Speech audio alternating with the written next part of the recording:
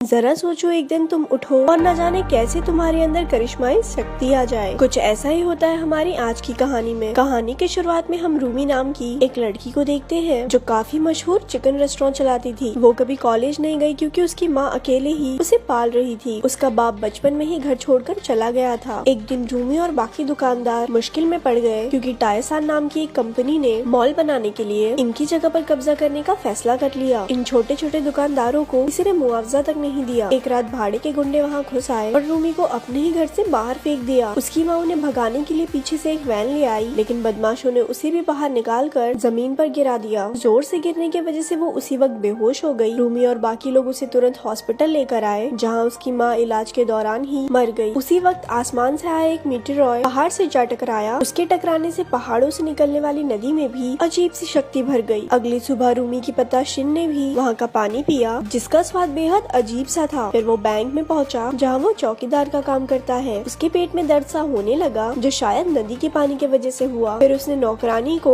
Office से छोटा छोटा सामान चुराना सिखाया, लेकिन नौकरानी ने तो एक ही बार में काफी चीजें चुरा ली, जिससे वो पकड़ी गई। शिन ने उसे देखा, लेकिन वो अपने रास्ते निकल गया। शाम को एक रेस्टोरेंट में उसका पेट कुछ ज्यादा ही दर्द होने लगा। अचानक उसके आसपास की सारी चीजें धीरे धीरे उड़ने लगी। सारे टेबल कुर्सियाँ खुद ही पीछे गिर गए। अब उसका दर्द बंद हो गया, लेकिन दुकानदार ने उसे नुकसान करने के लिए धक्के मारकर बाहर निकाल दिया। कुछ देर बाद शिन अपने छोटे से घर में लौटा और लेटकर एक सिगरेट अपने मुंह में डाली। जैसे ही वो लाइटर लेने के लिए आगे बढ़ा, लाइटर खुद ही उड़कर उसके हाथ में आ गया। ये देखकर वो थोड़ा हैरान रह गया, लेकिन तभी उसकी बेटी का कॉल आया। उसने बताया कि उसकी माँ की मौत हो गई। शिन एक पुराना सूट पहनकर अंतिम संस्कार में पहुंचा, जहाँ वो अपनी बेटी को पहचान तक नहीं पाया, क्योंकि रूमी के बचपन में जब वो उन्हें छोड़कर चला गया था, तब से अब तक उसने रूमी को देखा ही कहाँ था। अचानक वहाँ प्रेसिडेंट मिना पहुंचा, जो कंपनी के बदमाशों का लीडर है। रूमी उसे देखते ही आग बबूला हो गई, लेकिन मिन कहने लगा कि उसकी माँ खुद की गलती की वजह से मरी है, इसमें कंपनी का कोई लेना देना नहीं है। गुस्से में रूमी उसे पटकने ही वाली थी कि उसकी लॉयर किम ने रूमी को रोक दिया। जाते हुए मिन ने बड़े एटीट्यूड में रूमी को पैसे भी दिए, लेकिन रूमी ने पैसे उसके मुंह पे दे मारे। इसके बाद शिन रूमी के रेस्टोरेंट में गया, जिसकी बर्बाद हालत देखकर वो भी दुखी हो गया। गुस्से में उसने हवा में मुक्का मारा, लेकिन इसकी वजह से कूड़े का बड़ा सा ढेर पीछे गिर गया। तभी उसे वो लाइटर वाली घटना याद आई और वो भागकर अपने घर पहुंचा। बार बार लाइटर उसके हाथ में आ रहा था, जिससे ये साफ हो गया कि पता नहीं कैसे पर उसके पास जबरदस्त जादुई शक्ति आ गई है। कुछ ही पल में वो घर की सारी चीजों को एक साथ उड़ाने में सफल हो गया। तभी उसके दिमाग में जादूगर बनकर खूब सारे पैसे कमाने का प्लान आया। अगली सुबह अपनी माँ को दफनाकर रूमी अपने पिता और दोस्तों के साथ बाजार में पहुंची, जहाँ सारे दुकानदार बदमाशों के डर से छिपे हुए थे। वो लोग कभी भी आकर तोड़फोड़ कर जाते थे, लेकिन किम ने दुकानदारों को शांत रहने को कहा। उनकी पुलिस से बातचीत चल रही थी, लेकिन दुकानदारों का मानना है कि ये बदमाशों की कंपनी तो पुलिस को भी खरीद लेगी। लोगों का कहना था कि गुंडों की तरह उन्हें भी मारपीट करनी ही होगी, लेकिन किम जानता था कि इससे वो कानून के सामने और बुरे बन जाएंगे। शिन ने सबसे कहा कि अब लड़कर कोई फायदा नहीं और अब उन सबको नई नौकरी ढूंढ लेनी चाहिए। इससे सब गुस्सा हो गए और रूमी ने तो उसे बाहर ही भगा दिया। शाम को शिन एक सर्कस में काम मांगने गया और उसकी शक्तियों की वजह से उसे तुरंत नौकरी मिल गई। अगले दिन रूमी को पता चला कि उसकी माँ की रिपोर्ट में मौत का कारण चोट लगना है और उसके पास कंपनी के खिलाफ कोई सबूत तो था नहीं। जिन्होंने कैमरे से वीडियो बनाई थी, उन्हें तक कंपनी ने खरीद लिया। बाद में शिन उससे मिलने आया और कहा कि अब वो पैसे कमाने लगा है, इसलिए रूमी को अब अपनी पढ़ाई पूरी करनी चाहिए। उसने एक टाई से अजीबोगरीब जादू भी कर दिखाया, लेकिन रूमी को उस पर बिल्कुल भी विश्वास नहीं था। उसने गुस्से में कहा कि ये सब कर वो बस अपना टाइम बर्बाद कर रहा है, क्योंकि वो बचपन में उसे और उसकी माँ को बेसहारा छोड़कर चला गया था। इसलिए रूमी आज तक उससे नफरत करती थी। शिन ने समझाया कि वो अपने कर्जों की वजह से उन्हें छोड़कर गया था ताकि उन्हें कोई परेशानी ना हो, लेकिन रूमी ने उसकी एक ना सुनी। उसने कहा कि अब इतने साल बाद बाप बनने की जरूरत नहीं है मेरा, और वो वहाँ से चली गई। तभी शिन की नजर कंपनी के बदमाशों पर पड़ी, जो दुकानों पर हमला करने जा रहे थे। दुकानदारों को भी खबर पहुँच गई और उन्होंने बदमाशों को रोकने के लिए रास्ता बंद करने की कोशिश की, लेकिन वो बदमाश सब कुछ तोड़ फोड़ कर अंदर घुस आए और लोगों को पीटने लगे। अचानक शिन वहाँ आ पहुँचा और अपनी शक्तियों की मदद से सभी बदमाशों को हवा में उड़ाकर उनकी हड्डी पसली एक कर दी। उसकी शक्तियाँ देखकर उनके होश उड़ गए और सब पीछे हट गए। एक बदमाश आगे बढ़ा, लेकिन शिन ने दूर से ही उसकी बाजू मरोड़कर उसे हवा में लटका दिया। तभी पुलिस वहाँ आ गई और सभी दुकानदारों और बदमाशों को पकड़कर पुलिस स्टेशन में ले आई। दोनों गुट एक दूसरे पर इल्जाम लगाने लगे। ऑफिसर ने आखिरकार रिकॉर्डिंग देखने का फैसला किया। वीडियो में शिन सबके छक्के छुड़ा रहा था, लेकिन पुलिस वाले को अपनी आंखों पर यकीन ही नहीं हुआ। बेचारा रिपोर्ट में क्या लिखता, हवा में उड़ा उड़ा के मारा है सबको। उसने परेशान होकर सबको घर वापस भेज दिया। सभी दुकानदार दुखी होने का नाटक करके बाहर आ गए, लेकिन असल में सभी बेहद खुश थे क्योंकि उन्होंने पहली बार बदमाशों को हराया था। लेकिन रूमी अभी भी अपने पिता से नाराज थी। बाद में शाम को बाजार के बाहर बैठे बदमाशों ने देखा कि कूड़ा अपने आप हवा में उड़ रहा है। जब उनकी खुद की कार भी हवा में उड़ने लगी तो सब डर के मारे वहाँ से भाग खड़े हुए। असल में शिन अपनी शक्तियों की मदद से तगड़ा बैरिकेड बना रहा था ताकि उसकी दुकानों तक कोई बदमाश ना पहुँच सके। जब किम ने उसकी शक्तियों के बारे में पूछा तो वो कहने लगा कि शायद ये शक्तियाँ उसकी पत्नी ने स्वर्ग से उसके लिए भेजी है। बाद में फिर किम ने रूमी को बताया कि उसके पिता बस उसकी सुरक्षा करना चाहते हैं, वो चाहे जैसे भी हो, लेकिन असलियत में वो उससे बहुत प्यार करते हैं। उधर बदमाशों ने जाकर अपने लीडर से कहा कि अब वो शिन का मुकाबला नहीं कर पाएंगे। अगले दिन रूमी ने आम लोगों से मदद मांगने के लिए वीडियोस बनाई और फिर अपने पिता के साथ भी बात करने के लिए राजी हो गई। उसे डर था कि इन शक्तियों के वजह से शिन के शरीर को कोई नुकसान न हो जाए। उधर बदमाशों का लीडर कंपनी की मालकिन से बात करने आया। मालकिन ने अपने गुंडों को बुलाकर लीडर को ही पिटवा दिया क्योंकि वो अभी तक जमीन खाली नहीं करवा पाया था और वो खुद भी डर के मारे चीखने का नाटक करने लगी ताकि बाद में इल्जाम उस पर न आए। वो किसी भी हालत में शिन को अपने रास्ते से हटाना चाहती थी ताकि वो अपना मॉल बना सके। उसी शाम टीवी पर शिन की शक्तियों की खबर फैल गई और टीवी वालों ने उसे नॉर्थ कोरिया का जासूस कहकर लोगों के सामने पेश किया। 2 दिन बाद पुलिस वाले शिन को ले जाने आए क्योंकि बैंक ने उस पर चोरी का इल्जाम लगाया था। शिन उनके साथ चल तो पड़ा, लेकिन ऑफिसर्स ने बिना कोई कार्रवाई किए उसे बंदी बनाकर जेल में डाल दिया। उधर किम को पता चला कि कंपनी के किसी आदमी ने पैसों के बदले रूमी के माँ का खून का इल्जाम अपने सर ले लिया। इससे कंपनी सारे कानूनी मसलों से बाहर हो गई। ये सब मालकिन का ही प्लान था। उसने बदमाशों की नई कंपनी बनाकर कानूनी तरीके से जमीन हड़पने की तैयारी शुरू कर दी। उसने पुलिस से भी हाथ मिला लिया था और शिन को जेल में डलवाकर अब उसका रास्ता बिल्कुल साफ था। सारे बदमाश अपने लीडर के साथ कब्जा करने पहुँच गए। किम ने ये सारी खबर रूमी को दी और उसे वहाँ से भाग जाने को कहा, लेकिन रूमी आखिरी दम तक लड़ना चाहती थी। उधर मालकिन जेल में शिन से मिलने पहुंची। उसने ऑफर दिया कि अगर शिन उसकी कंपनी के लिए काम करने लगे तो वो उसे छुड़ा लेगी, नहीं तो वो उसे आम जनता की नजरों में देशद्रोही बनाकर ही छोड़ेगी। उधर पुलिस भी कंपनी के ऑर्डर्स पर बैरिकेड तोड़ने लगी, लेकिन रूमी और बाकी दुकानदारों ने छोटे बॉम्ब्स फोड़कर उन्हें रोक के रखा। लेकिन पुलिस ने तो जेसीबी की खुदाई चालू कर दी। सारे दुकानदार अपनी जान बचाकर भागे। रूमी ने देखा कि एक आदमी मलबे में फंसा हुआ था और वो उसे बचाने लगी। अभी अचानक से जबरदस्त धमाका हो गया। दोनों उड़कर साइड में आ गिरे और लोगों ने उनकी मदद की। आखिरकार पुलिस बाजार में घुस ही गई। रूमी बाकी दुकानदारों के साथ दरवाजे बंद रखने की पूरी कोशिश कर रही थी। उन्हें छत तक पहुंचना होगा, नहीं तो पुलिस उन्हें जरूर जेल में डाल देगी। उधर जेल में शिन ने अपनी शक्तियों से पुलिस वाले का फोन छीना और लड़ाई की खबर देखने लगा। वो एक बार फिर से अपनी बेटी को अकेला नहीं छोड़ सकता था, इसीलिए उसने अपनी हथकड़ियाँ तोड़ डाली और अपनी शक्ति से जेल की दीवार में बड़ा सा छेद कर दिया। वो धमाके से खिड़की के नीचे आ पहुंचा और सबसे पहले उसने उंगली घुमाकर मालकिन की कार तहस नहस कर दी। उसने धीरे धीरे उड़ना शुरू किया और कुछ ही देर में वो हवा से बातें करने लगा, लेकिन उसकी टक्कर एक बिल्डिंग से हो गई और सीधा नीचे आ गिरा। उसे एक बार फिर अपनी बेटी का ख्याल आया और वो कृष की तरह छलांग लगाकर आगे से आगे बढ़ता ही रहा। उधर रूमी और बाकी दुकानदार छत तक पहुंच गए, लेकिन एक आदमी सीढ़ियों से गिरकर लटक गया। पुलिस ने उस पर पानी फेंक कर उसे गिराना चाहा, लेकिन शिन ने ऐन वक्त पर आकर उसकी जान बचा ली। एक बार फिर से लंबी छलांग लगाकर वो और लोगों को बचाने पहुंचा, लेकिन धुएं की वजह से वो पुलिस की क्रेन से जा टकराया और गलती से एक ऐसे कमरे में जा गिरा जहां बहुत सारे पुलिस वाले थे। वो सब एक साथ उस पर आ गिरे, लेकिन उसने अपनी शक्तियों से एक ही बार में सबको पीछे हटा दिया। शिन एक बार फिर अपने मिशन के लिए उड़ गया। उधर किम सबको सीढ़ियों से दूसरी छत तक पहुंचा रहा था, लेकिन रूमी लेट हो गई और पुलिस वालों ने उसे बंदी बना लिया। बाकी पुलिस वाले भी वहाँ पहुँच गए और दुकानदारों को बुरी तरह पीटने लगे। मौके पर पहुंचकर शिन ने एक ही बार में सबको उड़ाकर दूर फेंक दिया। हजारों पुलिस वाले मिलकर भी उसकी ताकत का मुकाबला न कर सके। उनसे निपटकर शिन ने अपनी शक्तियों से सभी दुकानदारों को एक साथ छतें पार करवा दी। अब वो अपनी बेटी को ढूंढने निकला, लेकिन वो एक क्रेन के डिब्बे में बंद थी जो नीचे गिरने ही वाला था। उसके दरवाजे से एक पुलिस वाला नीचे गिरने ही वाला था कि रूमी ने उसकी मदद की। तभी शिन ने वहाँ आकर अपनी ताकत से पूरा डिब्बा ही सुरक्षित छत तक पहुँचा दिया। इसी धमाके में रूमी नीचे गिर गई, लेकिन जमीन से टकराने से पहले शिन ने उसे बचा लिया। अपनी बेटी से एक आखिरी बार माफी मांगकर शिन ने खुद को पुलिस के हवाले कर दिया। पूरे 4 साल बाद वो जेल से रिहा हुआ और उसने देखा कि पुरानी दुकान की जगह कुछ भी नहीं था। कंपनी को बहुत घाटा हो गया था, इसीलिए कोई मॉल बना ही नहीं। फिर वो नए रेस्टोरेंट में गया जिसका नाम रूमी ने सुपर पावर चिकन रखा था और ऐसी ये मूवी यहाँ खत्म हो गई। ऐसी